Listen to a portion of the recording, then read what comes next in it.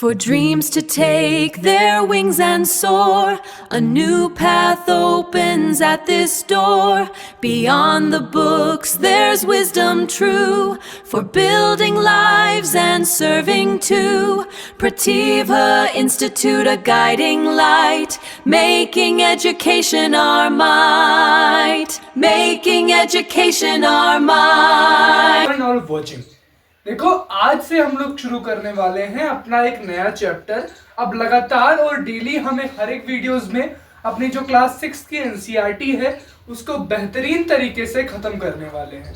पूरी उसी high speed और एनर्जी में चलने वाले हैं जिससे हर एक कॉन्सेप्ट जो है वो हमें समझ में आए और जो हमारी नींव है of the NCERT it will become the unbreakable. तो चलिए शुरू करते हैं। आज जो हमारे चैप्टर का टॉपिक है वो है kingdoms, Kings and early republic.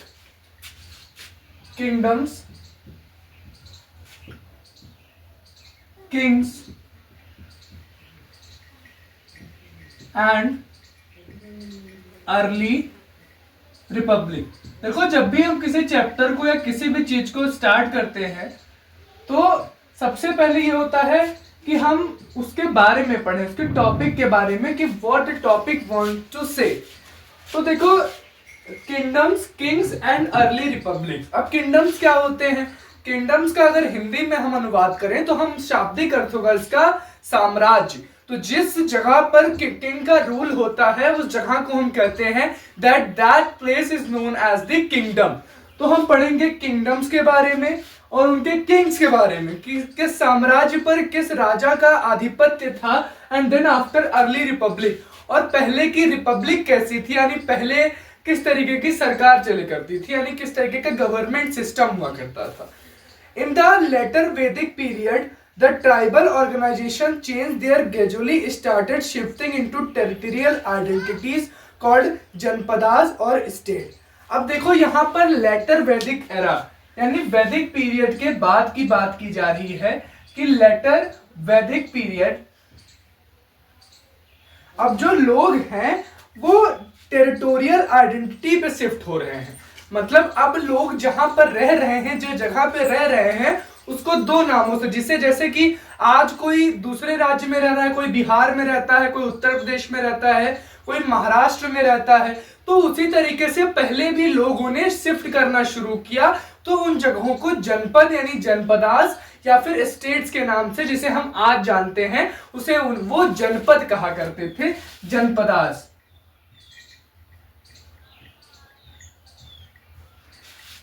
These states consisted of single like Shakya and Moles or the peoples from the Ganga Valley called Aryans.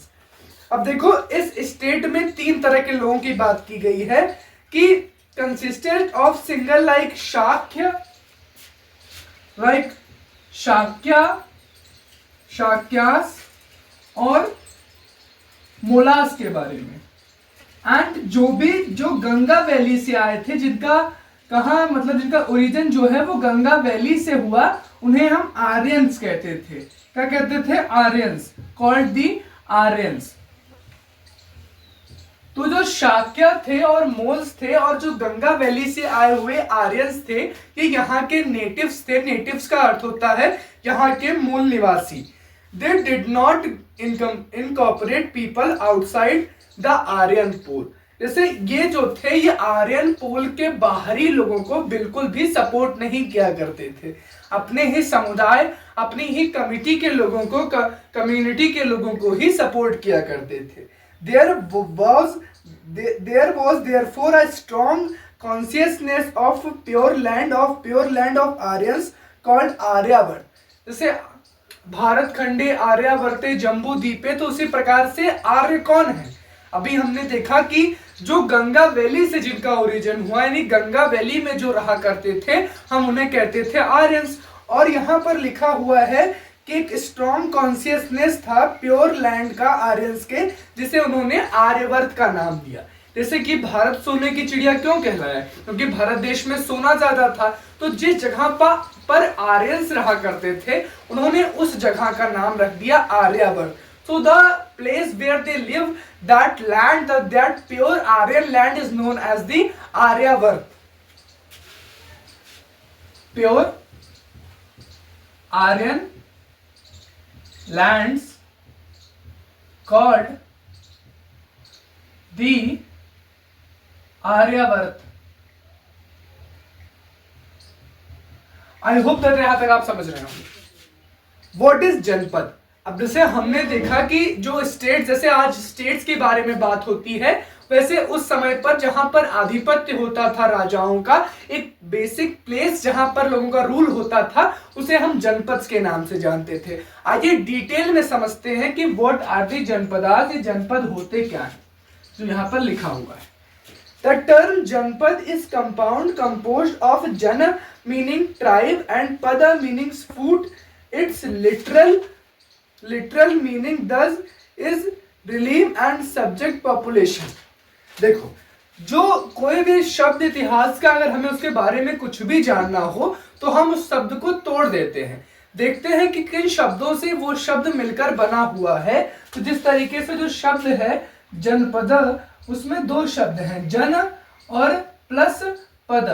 तो जन का मतलब होता है पीपल्स।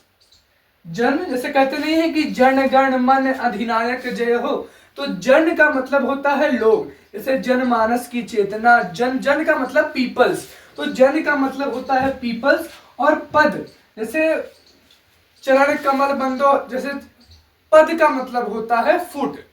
हिंदी में पद फुट को कहा जाता है। तो जन का मतलब होता है पीपल और पद का मतलब होता है फुट यानी पैर। Literally meaning this is the relief and subject to population.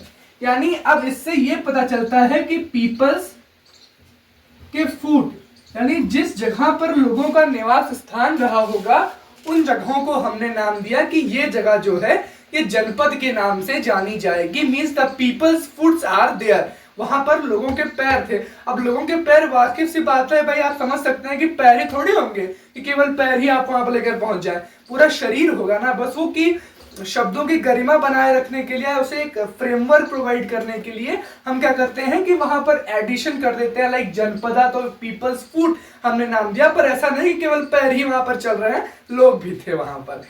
Early Vedic text reveal about the several janas or the tribes of the Aryan living in the semi-nomadic tribal state। अब सेमी क्या होता है? जैसे मैथमेटिक्स में हमने देखा सेमी सर्कल, तो semi जो है वो आधा है। सेमी का अर्थ ही होता है मींस हाफ। तो सेमी नोमैडिक ट्राइबल स्टेट में हमने देखा कि कुछ आर्यंस रहते हैं। इस वर्ड को ध्यान से देखिए, सेमी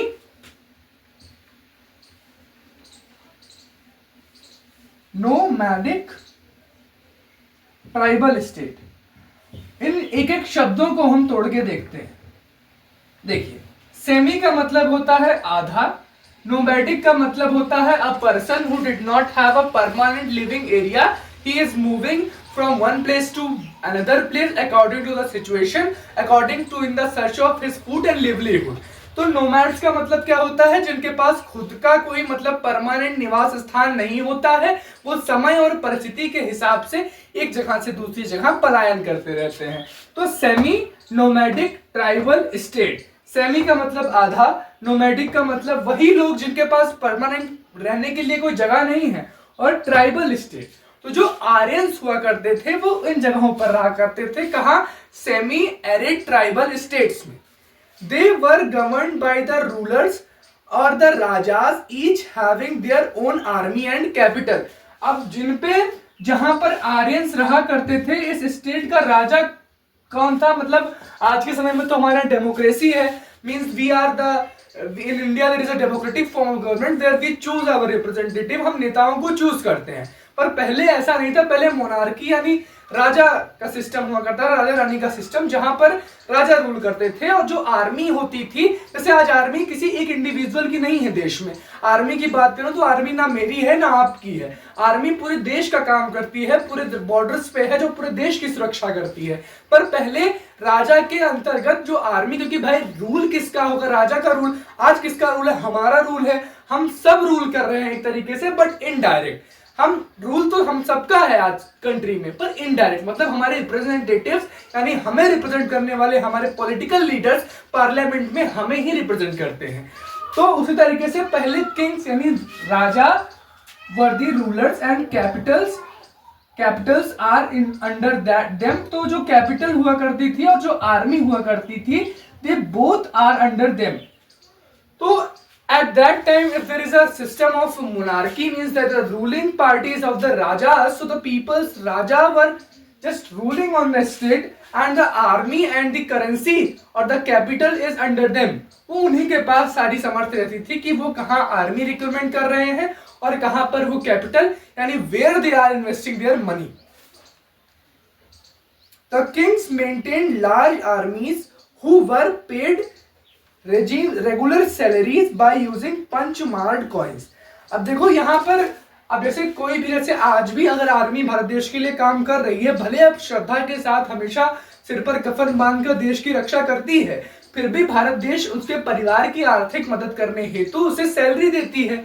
वैसे पहले जैसे आज आपको काम करने के बदले पैसे दे जाते हैं, means you got pays for your work, same as at that time the army who was recruited by the kings, they also get payments from the kings, but they got in the form of punch mark coins।